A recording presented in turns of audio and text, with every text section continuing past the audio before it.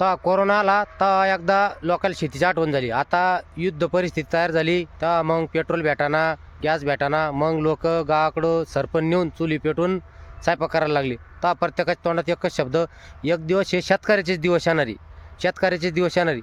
पण शेतकऱ्याचे दिवस म्हणजे काय? म्हणजे शेतकऱ्याचं तेरव.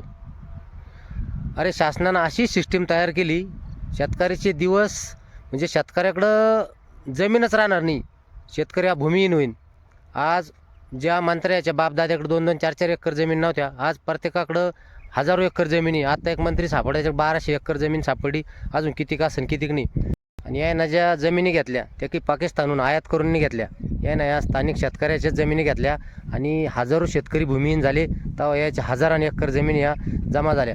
शेतकरी जर दरवर्षीच नापिकी, कर्जबाजारीपणा, अतिवृष्टी, सरकारचे चुकीचे धोरणं, पडेल बाजारभाव, याच्यामुळे शेतकरी शेवटी कर्जबाजारी होऊन शेतकऱ्यांना नाईलाजाने जमिनी विकल्या आणि या मोठ्या उद्योगपत्याच्या मंत्र्याच्या घशात या जमिनी गेल्या. मग दिवस येतील पण शेतकऱ्याकडे तर जमीन राहणार नाही. त्या जमिनी सगळ्या उद्योगपत्याच्या मंत्र्याच्या घशात जायला राहीन आणि मग दिवस येतील, शेतकऱ्याचे दिवस येतील, पण शेतकरी हा खरा शेतकरी राहणार नाही.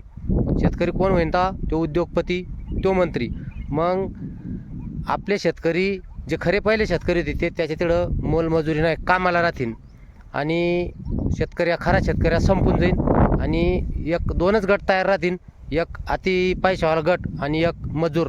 म्हणजे मध्यमवर्गीय शेतकरी हा तोपर्यंत हा नामशेष होऊन जाईल.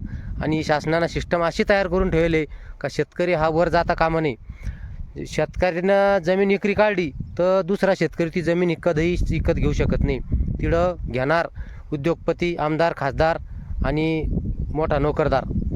शेतकऱ्याची जमीन हा शेतकरी कोणत्याच परिस्थितीत विकत घेऊ शकत नाही, कारण की शेतकऱ्याचं पोट भरणंच मुश्किल व्हायले. तर तो शेजाऱ्याचं वावर हे विकत घेऊ शकत नाही.